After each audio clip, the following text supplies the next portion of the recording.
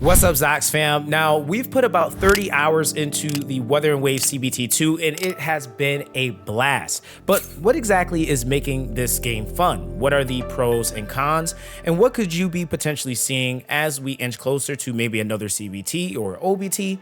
And if not, the official release of the game. We have a lot to talk about, and this is a very, very important thing to make sure you guys understand. Now, the first thing we're gonna actually be starting out with is the gacha.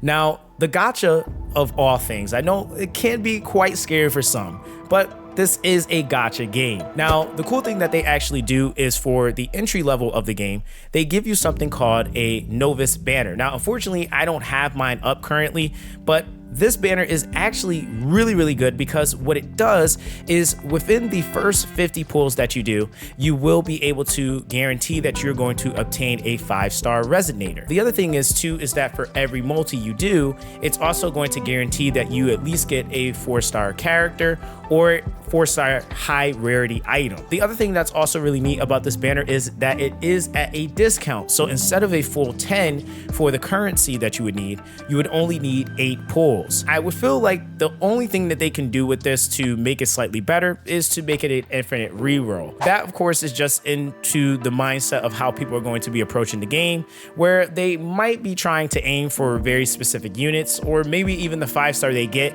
might not be necessarily what they want. But nonetheless, the main thing that you're going to be taking away from this is a 5-star, which is very important when we're talking about entry-level things and being able to enjoy it. Outside of that, the next banner type that we have is going to be the character event convene banner. Now, this banner is actually going to consist of a rate up unit, and it is also going to have a 4-star resonator drop rate up as well.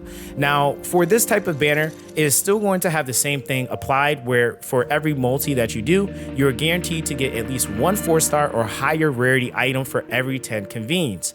Now, at this banner, you are guaranteed to obtain at least 1 5-star resonator for every 80 convenes. Now, this is going to be a 50-50, so you do have to be aware of that, but don't worry, they actually did kind of compensate in a way, and you got to give me a chance to explain this, okay?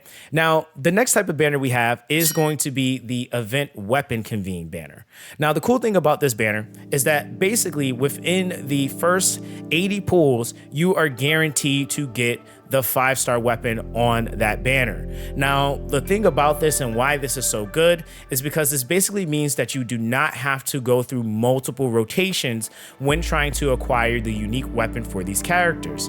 And I think that this is an excellent thing when we're talking about, again, the overhaul of different banners that could be put within a game. This is allowing players to realistically save for certain characters, and if not certain banners, that they might think that they might want to acquire not only the unit, but also the weapon for the character.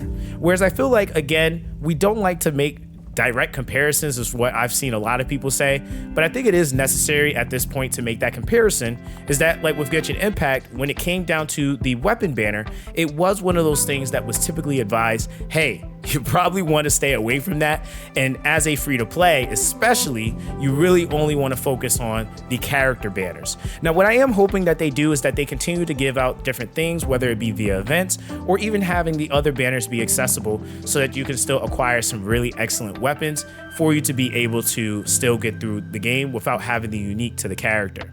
Now, the next banner here is going to be the permanent convene banner, and this banner is basically going to have the same thing being applied, but there isn't a rate up unit on it. Now, you are going to be utilizing different currencies, and I should actually mention this. The first one is going to be called the Lustrous Tide, and this is going to be for your standard banner convene usage. Now, when we're going back to the event banner, this is going to be the Radiant Tide, which is going to be for these event character banners. And then for the weapon banner, you also have the Forging Tide. So this is going to be for your event weapons. Now, also for the standard banner, one of the things that they have for the standard weapon banner is the ability to be able to select what weapon pathway you want to go with. Now, once you actually select that weapon pathway, you then will have the chance of being able to guarantee that within that 80 pulls, it is going to be that weapon. Now, the other thing is though, is that this will also be utilizing the Lustrous Tide, which again, having a standard banner share the same exact currency and it not being separated is actually a huge W, because if you get, say, really lucky and maybe you get the character in the multi and you have a slew of extra currency saved, then you can actually dive that, or I would say spread that over into the other banner to try your luck to see if you want to maybe get another weapon to help that unit out, right? Now, that is basically everything as far as the banners. Next up are the characters. Now, I feel like from CBT 1 to CBT 2, they actually have done an amazing job with breathing more life into the characters. And I feel like a lot of this is not just shown in the design choices that they decided to go with, but they also have this being shown in certain quirks and personality traits that the characters have, and just their expressions, how they're moving. And I really, really like what they've gone and done. I personally really like the units and how they look, but I do understand that that can be subjective, and that is going to be something that is to each its own. Now, for me, like I said, I absolutely love them, and I can't wait to see what they do in the future, and I hope that they do add more to them as we get further into the game, where they just kind of give us a different feel based off of regions and other factions and different things that have come up, right? Now, the other thing that we have on the screen as well is the stats, okay? So I'm going to try to simplify this as much as possible.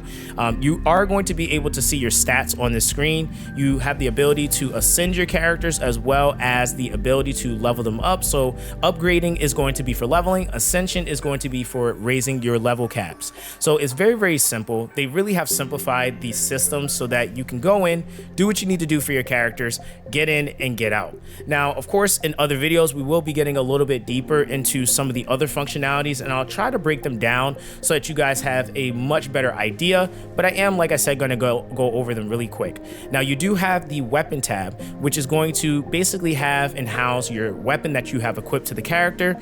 Now, this of course is going to have a skill as well as some stats that your character will be able to take advantage of. So you want to make sure that you're giving your character the thing that's going to allow them to perform the best.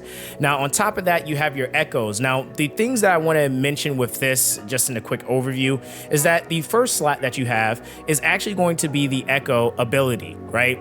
Now, the other slots, which are the other four, these are going to allow you to use something called the Sonata effect. Now, the Sonata effect can be a 2-piece set up to a 5-piece set. The thing about the echo ability slot, which is the first slot, that can also go towards that Sonata effect. So just kind of keeping that in mind. But this is going to be another thing that gives you more base stats to your characters.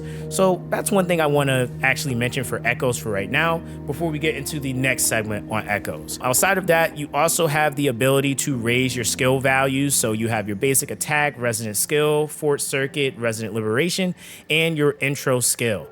As well as your outro skill, which is going to benefit your entire party 9 times out of 10, depending on the character, right?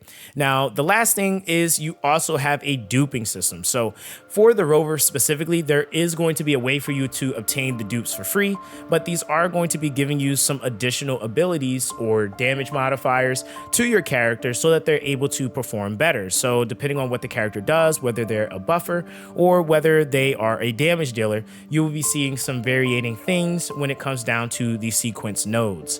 Now, that is ultimately the characters in a nutshell, and I will say there is a lot more that goes into characters, but to sum it up, I really honestly do have a deep appreciation so far for what they have changed, and I can't wait to see what else they go and do. Now, the next thing I really want to get into is the story. And I will say for the majority of a lot of the stream, I've been voice acting the characters, and I will say so far my favorite character to voice that might be Scar, okay?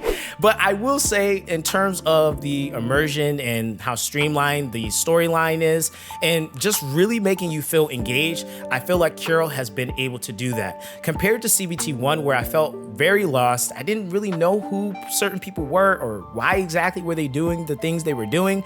I feel like they really have tied the story together, giving us great foreshadowing, giving us great lore, and even more and even more so, even better storytelling. My God. And I think that that's something that has been really, really hyping me up to see what the other chapters and acts are going to look like, because they really have done an excellent job with really making sure that players understand what exactly is happening. And like I said, compared to CBT1, where the main character or the Rover was very, very made so apparent that it was not a welcome person, they have kind of flipped the script a little bit to where now everybody is a lot more welcoming, and Rover is a little bit more suspicious of that. And so I think it is very interesting to kind of see how there's this different form of buildup that's happening, and it is something I truly, truly appreciate. Now, I'm not going to spoil anything for those of you guys that are watching so that you don't feel like you just completely got something ruined, but what I will say is that you truly, truly are going to be immersed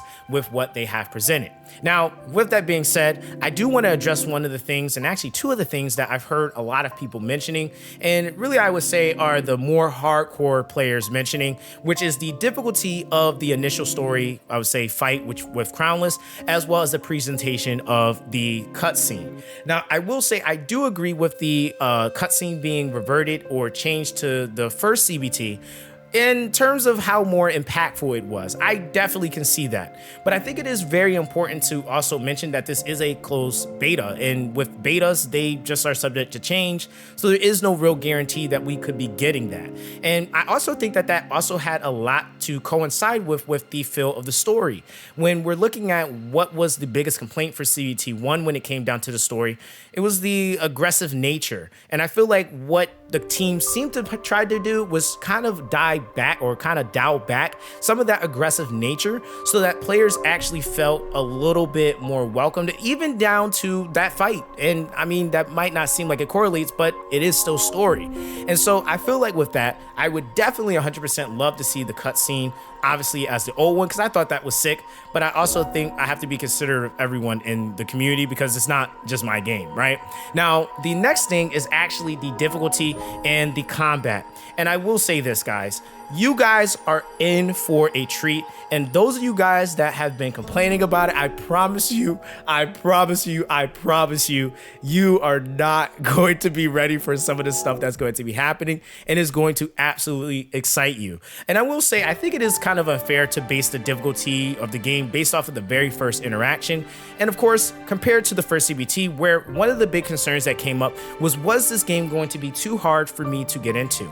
And I feel like Kuro has been very, very transparent on that in terms of what exactly is going to be most beneficial for the overall player base, and for players coming in that maybe never have played this kind of game, making it a process where, yeah, you're fighting a level 1 boss, so it shouldn't be whooping you like it's a level 100, right? And I think that that is something that we have to kind of honestly just be okay with. The only thing that I think really matters at the end of the day is that we have in-game scaling. So as we go through the game progressively gets harder. And I'm going to tell you guys right now, that's going to happen as soon as you hit Union level 20. I promise you. Enemies start aggroing you more and a whole bunch of different stuff. So of course, like I said, in correlation to the story, this is where some of the things that I've seen people at least mentioning within the first few days. But I will say, I promise you guys, once you're able to actually get your hands on the game, you will honestly have an absolute blast. Now, I want to make sure that I touch back on the difficulty ceiling and really emphasize a couple of different things. Now, the main thing is that when you are looking at your Soul 3 phase, your Soul 3 phase is determined by your Union level, and each new phase unlocks at every 10 Union levels. So if the Union level reaches 20, 40, or 60, and the corresponding soul phase ascension is not completed, it will reach its maximum limit and cannot be raised any further. Now, the important thing to know about how you can utilize this system is that if you're finding the game to be too difficult, you can actually lower your Soul 3 phase. And this is going to, again, allow you to be able to decrease the difficulty of the enemies that you're encountering. So this is something that is a great functionality for those that are still not feeling prepared to be able to get into the harder content. But I will say this, and this is, again, touching back on that difficulty ceiling and what players are absolutely looking for. As soon as you hit level 20, like I mentioned, you are going to start seeing enemies do way more. And then as you start fighting those level 40, level 50, 60 bosses, they're going to start having different aspects of their kits opening up. They're not going to offer as many parry opportunities, and they really are going to be aggroing you and on your back way more than you might have felt in the very beginning. Now, I feel like the first initial 20 levels is what I would call entry level to the game. This is allowing players to be able to have the opportunity to build up their characters, figure out what they might want to use, kind of getting used to seeing some of the combat and really honestly seeing parrying and understanding the different mechanics, as well as the introduction to echoes and even more, right? Now, I feel like once you get past that point, that means that you should have some sort of idea on what you might want to use, as well as what the overall idea of the game is. And so I feel like for those of us that are going to be coming in as those more sweaty players, I think that we just have to be understanding that we are sharing a gacha game with a community that is going to be majority casuals. So this is something that I really honestly think we have to be mindful of when we're giving certain criticisms, because it's not just about one player base. And I feel like Kuro has made it very clear that they want the game to have a different level of entry so that players can be able to enjoy the game. Now, the other thing is that there's an event called the Elusive Realm, which I'll have an entire separate video coming out for, where you can actually see how ridiculous this game is going to be getting, because I promise you, for what you think you know, you don't. And the game is only going to expand, and I hope that with the future release going into, I would even say, the next few updates, and even after a year, they just continue to make the game even better in this way. Next, we have exploration. Now, this is going to be a very important component to the game, because this is going to really be one of the main things that you're going to be doing. You're going to be traversing a map, right? Now, the cool thing is, and I know some people asked about it, for the exploration aspect for movement and just getting across this map, we are going to have different waypoints that we'll actually be able to teleport to, called resonant nexuses. Now, these are the bigger waypoints that you'll actually be able to heal your characters, and they're going to be smaller waypoints that we'll also see on the screen as well, that are going to allow you, so if we zoom in some, they're going to be smaller waypoints that actually allow you to just teleport to different locations in between, which is going to be the resonance beacons. Now, outside of that, you're also going to have different locators where you'll be able to track down different bosses, and of course, using those resonant beacons, you'll be able to get to them much quicker than if you had to, say, run from Jinzhou all the way to Inferno Rider, right? So that's going to be one of the big bases for movement when we're talking about the overall map. Now, some of the other things that you're going to really be playing into when we're also talking about movement is going to be obviously things such as your grapple hook, which is going to allow you to be able to move around the map fairly quickly. And you're also going to have things such as the glider. For me personally, I really wish that the glider did move a lot quicker. I think that for the fast-paced nature of the game, it would be really sick to actually see this honestly be like one of those dash gliders where like you just kind of can intensify it or be able to go up and down with it instead of just gliding straight down. So hopefully they do add more in the future. But of course, again, the grapple hook with the glider functionality is really cool. So I really do honestly appreciate that. Now, of course, there are a couple of different things that you can also do. Like, for example, one of the things that I just absolutely have fell in love with, which is wall running, right? So parkour right there, for example, you can see you can wall run, you can flip up. Like, it's so many things. You can backflip off. Like, it's just insane how they actually have set the game up for movement, and they really have done a great job with doing so, where even if you're standing stationary, you can backflip, and if you're even going forward, you can also front flip and dash, for example. So there's a lot of different things that you can get out of the movement while you're exploring, and this of course is going to also directly affect combat as well. Lastly, one of the things that I've come to have a deep appreciation for is the layout of the scenery.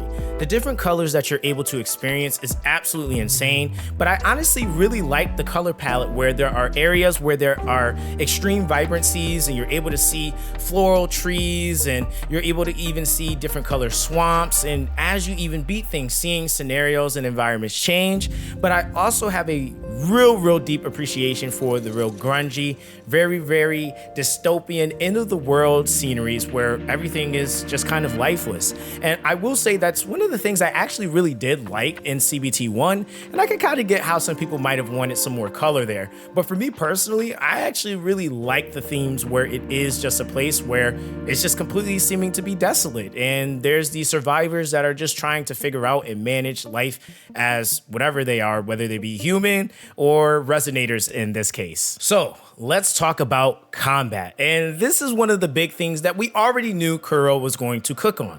And I will say, when we're comparing CBT1 combat to CBT2 combat, there are some things that I absolutely love, and there's some things that I know needs to be improved. So the biggest thing is really, like I said, just the fact that I feel like as I've gotten deeper into the game after these 30 hours, the layer to the characters and how expansive the character kits have become have been great. I really honestly do love the intro and the outro skills to the characters, because there's different things that they do where they'll shift camera angles, or they'll even have the characters coming in where there's like a moment where there's a slow-mo, and you kind of get this different vibe from the character as they're either coming in slamming down or swinging a sword. It's just really great effort put behind the, I would say, really honestly just the development and change of the characters from CBT1 to CBT2.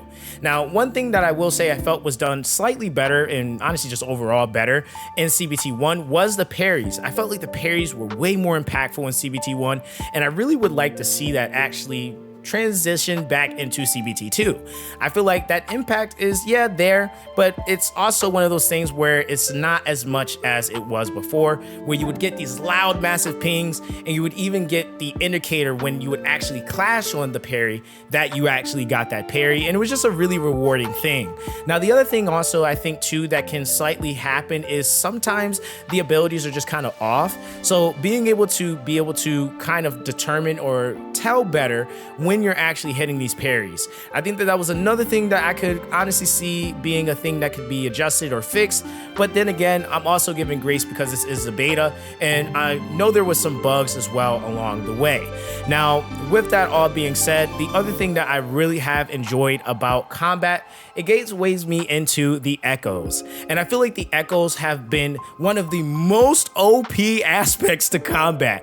It's literally like taking these end of the world Pokemon and like going into combat, and they just kind of literally become stands from JoJo and do stuff for you. Like, it's literally insane how they actually work, and they really have done a great job at making sure that the amount of time that a echo can be out is really honestly determined by how long you actually press their Q summon, which is really cool, especially when you're looking at the Overlord classes, whether it be the Infernal Rider or Crownless. So that gives you a little bit of wiggle room and more control over how many times an echo can come out and slash, for example, versus like if you go into, say, the last part of the chain, which might not be a counter move, or if you are trying to counter, what exactly is the hit count for that for you to get to that counter slash? So there's a lot of different aspects. Of course, you do have support echoes, which have been great. We've used the tortoise quite a bit, but even then you also have other echoes that will give you things such as airtime and fly you into the air, when then you can then come down and slam down with like a sword if you're using Tao Chi, for example.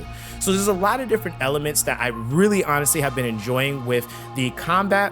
But I will say again, some of the other things that I do feel like can be slightly fixed. I do wish that we had more accessibility to how our cameras shift. I do feel like we are further zoomed out, and that sometimes can become a little problematic when you're trying to shift. I did actually really appreciate the closeness in the first CBT1, just because I felt like it was an isolated fight. I think there were like moments though where you would have the bosses kind of go too far out of your scope, where it would make it much harder to be able to deal with or to retaliate to some of the abilities they were coming in with. Whereas I feel like in CBT1 or CBT2, I really would like some of that to be kind of balanced. So of course, there's always room for improvement, but overall, if I had to say anything about CBT2 combat, I really have been enjoying it. And I think that they really honestly overall have done some really good work with what they've been able to present, to me at least, so far. Now that we've actually been able to go into a lot of the things that I felt like have been done really well, I actually wanted to take the time to talk about some of the things that I would like to see improved in Wuthering Waves. Now, the thing about this, and outside of the things that I've already mentioned, I think the first thing I want to talk about is the audio, okay? And I feel like this is something that they probably are going to work on as we get closer to the official release of the game, unless they decide to do another NDA test or a OBT. I really honestly had a lot of issues with my audio syncing, so that was one of the personal things that I had experienced. I did hear and see a couple of other people experiencing this as well, but that's one of the things that I would say has been a main thing. Now, before anybody brings up voice acting, no, we are not considering that as one of the main things. What I will say though is that with the voice acting, that would actually give more life and breathe more life into what is already an excellent story depiction. I feel like that's the last missing piece that we need to be able to get more out of the story and what they are actually trying to convey when we're talking about, honestly, what the characters' personalities are. And this is all a lot of the time shown via their voice. Now, the cool thing is that you are able to hear voices from some of the combat lines, but I definitely cannot wait until the characters get their voice lines where we're able to just kind of hear them all the time, even when we are watching and enjoying the story. Now, the other thing that I definitely will say that I would like to see improved is definitely going to be, honestly, the open world and just how many enemies there are out about. I will say that there are a lot of sections where it just seems like there's nothing in the space, and it's not that you want to just necessarily fill the space with just anything, because I think that that was one of the things that we basically had happen in CBT1, where there was more things in the space, but the quality of them wasn't that great. I will say if this is a direct correlation to your gameplay or union level, where as things get more difficult, it will then increase those said things, then I guess that won't necessarily be as much of an issue. But at least for the initial impression, that was definitely something that I wish I would have seen more coming out of it, where I just felt like there were more things that were, I would say, corrupted, or these bad echoes that were just kind of roaming around. But I do kind of get the idea that when you're first starting, you also don't want to overwhelm your players right away. Now, outside of that, the only other gripes that I've really had, really honestly, have just been simply with some of the timing when you're fighting in combat, and just again, making it where it is very clear on what things are. Like I said, I've had issues where my camera has shifted in certain ways that just made it a little bit harder to either aggro the character, or even with the tracking of the boss, there's been some slight things there as well. But I will say, all in all and through, I really haven't had any real actual issues. These are all issues that I really just kind of feel like comes with the territory of having a game that is not officially ready to be released. And so with that being the case, I think that there's a lot that they obviously can improve on and make better, but I just feel like there's just so much more weighing against that, where the game really is honestly in an amazing spot. For my final thoughts on everything with Wuthering Waves, I just honestly truly feel like, all in all, what they have presented is definitely top tier. I think that this game is going to absolutely change the industry for what it's worth, and I really hope that you guys want to join the journey. If you are not subscribed to the channel, definitely make sure that you guys do, because I'm going to have so much coming from Wuthering Waves that you guys do not want to miss it. If you also haven't followed me on Twitch, twitch.tv/Zoxaskun, make sure you do, so you can see some voice acting and get my wry sense of humor.